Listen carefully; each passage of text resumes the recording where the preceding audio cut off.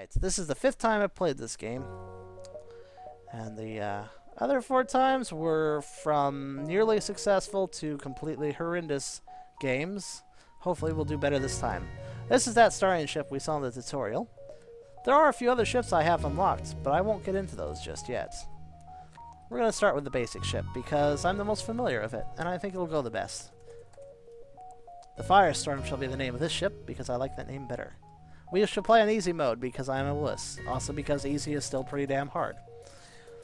Alright, we have a starting crew of 3 humans. There are other races, but humans, they're okay.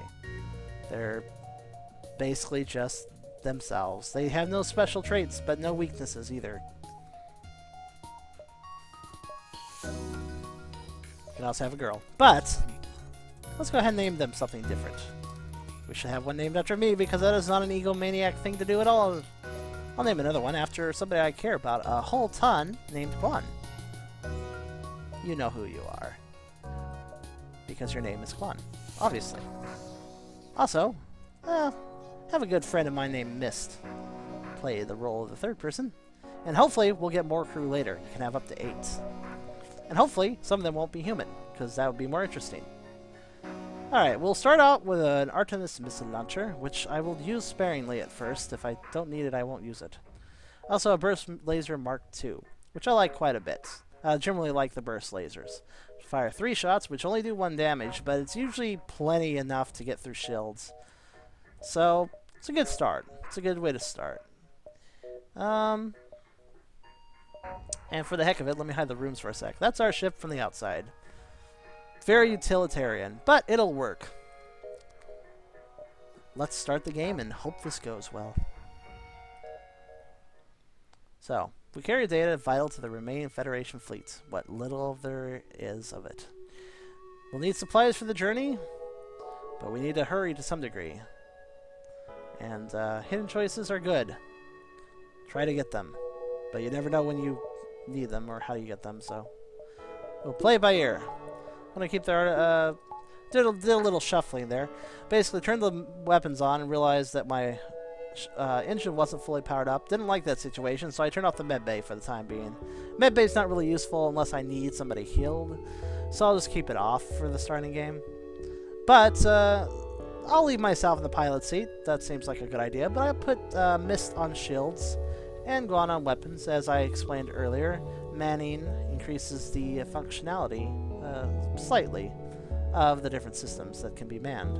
Also, they'll get levels that way, so Guan will be better at weapons and Mist will be better at shields. Let's see here. I think we're ready to go. There's really not much I can do with the starting scrap. But yes, we can have up to 8 crew members, and hopefully we'll get there.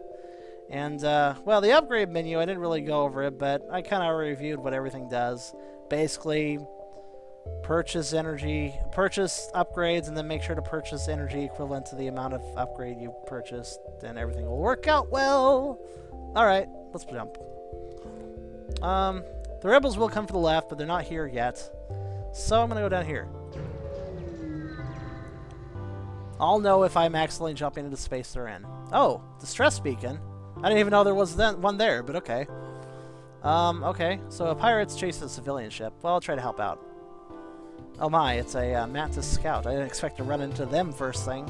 Mantises are not human. They happen to be mantises. That's actually pretty cool, too. Let's go ahead and shoot the weapon system. Oh, they have a couple weapons. We'll see how this all goes.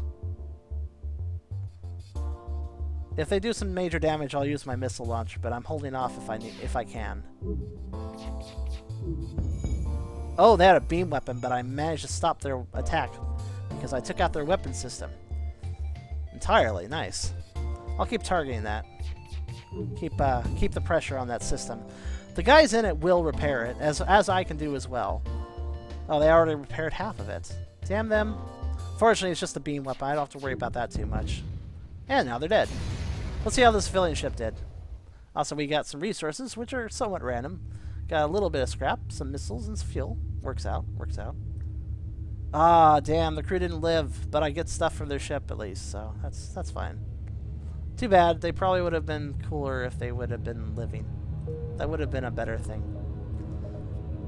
Now, I've already got a little bit of energy, but I'm going to hold off spending, or a little bit of scrap. I'm going to hold off spending it on anything just yet. Basically, the first thing I want to do is upgrade my shields, because one shield unit isn't really all that good. But let's just keep moving along until we actually can do that. Ooh, a slave trader ship, and it's a slug ship.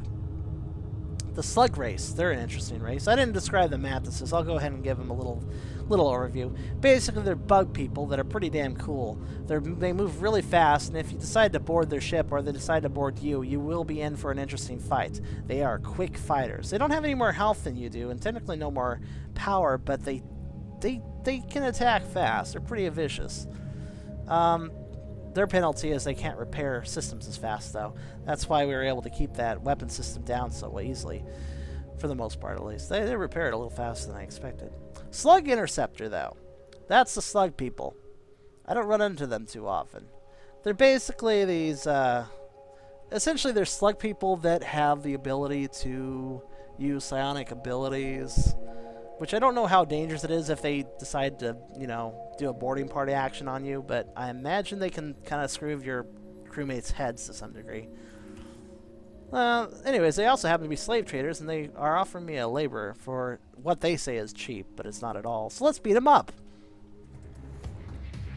They seem to have a beam weapon and a missile launcher, I think. I think that's what it is. Yeah, I think that's what it is. Oh, wait, no, I think it might be another laser. Oh, well. Anyways, I think I'll shoot their weapons. We'll see if they get through my shield. If they do, then I'm gonna perhaps be a little more attack-focused.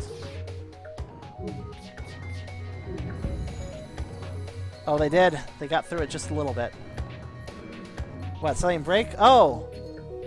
That little bit got through my weapons. But not enough to take it fully down. That's good. Lets me keep attacking.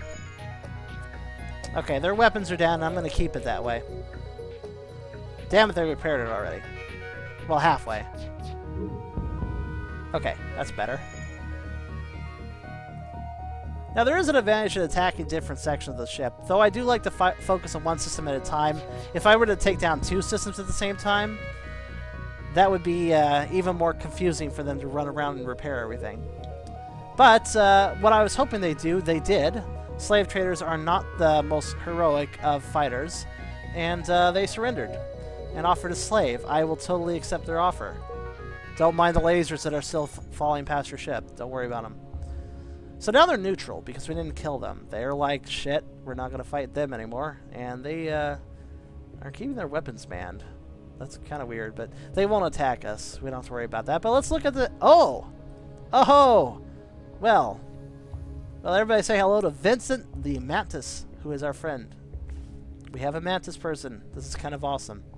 Alright, I'll move them to the engines to man those for a bit. Probably for good, because I need a guy manning engines. And I like to see him click, clack, click, click, click, hack, clack, clack, away on that keyboard with his Mantis claws. That's awesome. Did anybody take damage in that battle? If they did, I can't tell. Nope, they didn't take damage. So that was actually a pretty good fight. I took a little teeny bit of hull damage, but that's not really too much of a concern.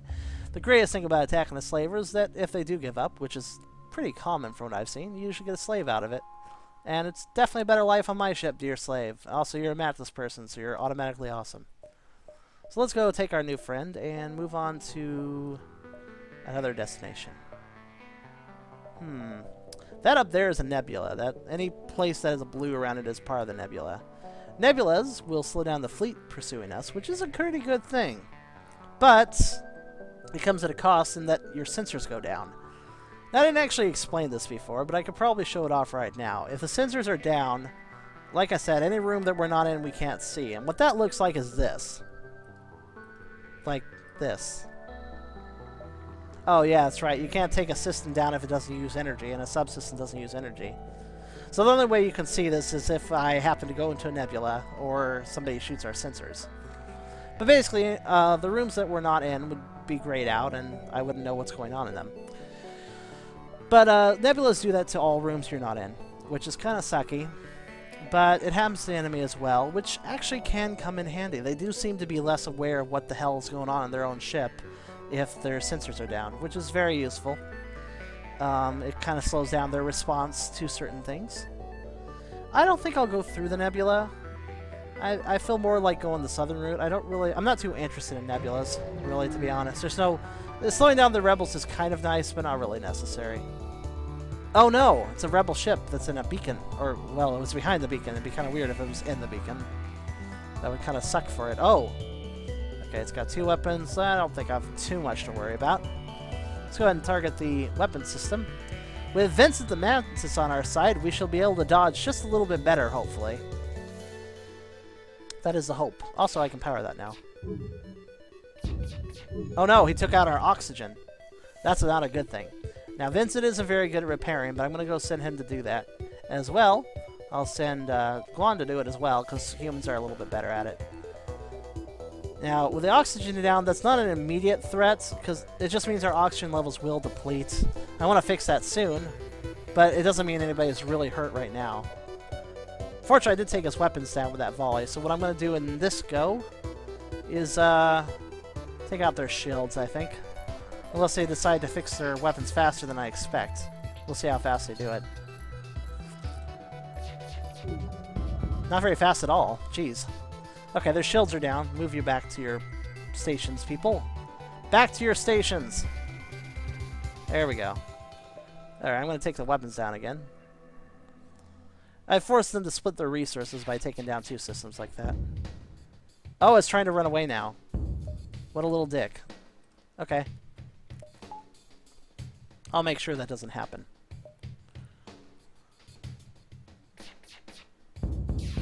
Ha ha ha. Wuss. Actually, quite a bit of scrap from that guy. At least for the early game. Also some missiles. Now, I have been trying to avoid using the missile launcher. But, seeing as how we're not getting hurt at all, I might as well just go ahead and power that up. I was gonna have the energy ready for the med bay, but I can always change it out if needed. Now that I have 84 scrap, I could actually probably afford... Oh, not quite. It costs 30 at that point. I need just a little bit more. I'll hold off. I'd like to power up the shield if possible, but I don't quite have enough energy for that. Alright, where to go? Oh, the rebels are starting to push, as you can see.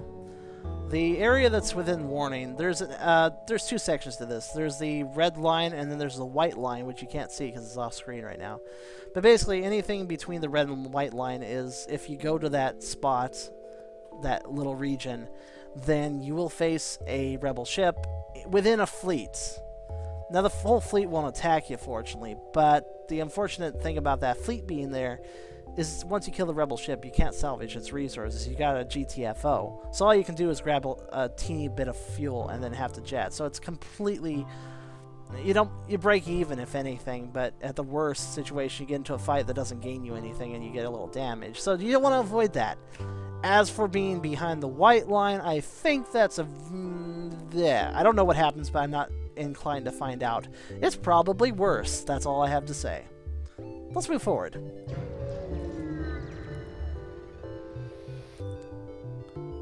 A mining base on a planet that's abandoned, that's pretty boring. Let's keep going. I guess I'm taking a southern route this time. Well, that planet looks kind of creepy. Oh, it's a mercenary who's offering me services, or I can ignore him, or I can fight him. Let's be aggressive. Now, the mercenaries can actually do some useful things. They can slow down the rebels for you, which means you can have more time in a system, or they can scout an entire system so you know where anything of interest is. That means, like, if somebody has a distress signal out, you'd know where it is. If there's a shop somewhere, you'd know where it is. But I don't need their services. I need their resources. Okay. They seem to have a beam weapon and an ion cannon? Ooh. I haven't gone over ion cannons, but if I'm correct, I'll explain it. I'm pretty sure that is an ion cannon, though. Yep, that's an ion cannon. Unfortunately for it, all it did was... Oh, it took out our shield. Okay. Here's what an ion weapon does. You can see that our shield meter is now blue. It took 1 blue. That means one of the meters is out. This is different from damage. It's disabled, but it's not damaged. This sucks. But the ion effect doesn't last forever. This little bar around it will deplete, and then when it's gone, the weapon will be fine again. Or whatever, the system will be fine, I should say. Still, that does take out our shield. I don't like that. So let's try to take out their weapon system with a missile. Yes! But it's trying to run away. Shit. Okay, that was a very well-placed ion blast, I have to say. Take out our shield, and we have a fire. Seeing that we have a fire, I'm going to do this. Don't leave that room, people. Oh, that fire is spreading. That's not good. Okay. Yeah, he's trying to run away, so let's see if I can prevent that. Wow, 1 hit and it takes it down to 0? That fire is trying to spread. God damn it. Go away, fire. Okay, we're going to lose a lot of oxygen doing that, but it's alright. I don't trust these guys to actually... I'm going to take him down with a missile. I hope. If it misses, that sucks, but oh well. Okay. Those guys were a little more trouble than they're worth. They're not worth that much. But a little more scrap and some fuel is good. Oh, I should close the doors. So those rooms will restock on oxygen slowly.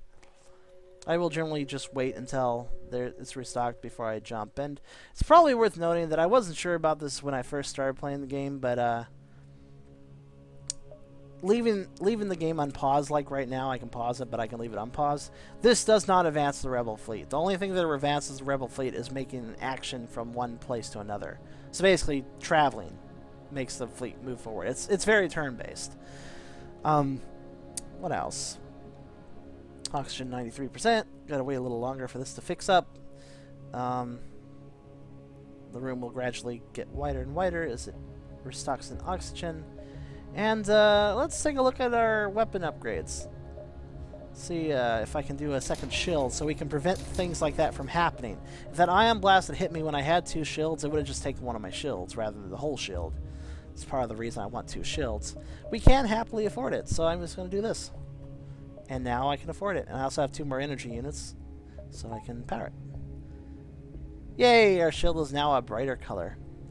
Having 4 shields is very satisfying because the shield color is really strong at that point. But even having 2 is really nice.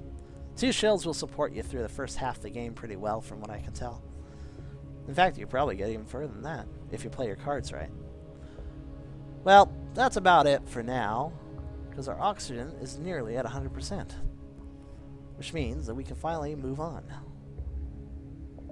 I'm almost talking like William Shatner. That's almost appropriate. Alright, let's see. Exit's over there. They're over there. They're pretty far away. Planning my route. Planning my route. I got it. I'm going to try to dawdle. I don't want to book it to the exit too quick. But I do want to hurry to some degree. Oh! This is an asteroid field. And a pirate ship has the guts to wait in it? Okay, fine. I admire your guts. So, asteroid field. Periodically, asteroids will strike your ship. Or the shield. It's essentially like a random pot shot attack. Fortunately for us, that also affects the pirates. But let's just see what happens. Now I have 2 shields, so I'm not too concerned. See, it just took out their shield and took out one of mine. They will miss occasionally, though. That's a nice thing about it.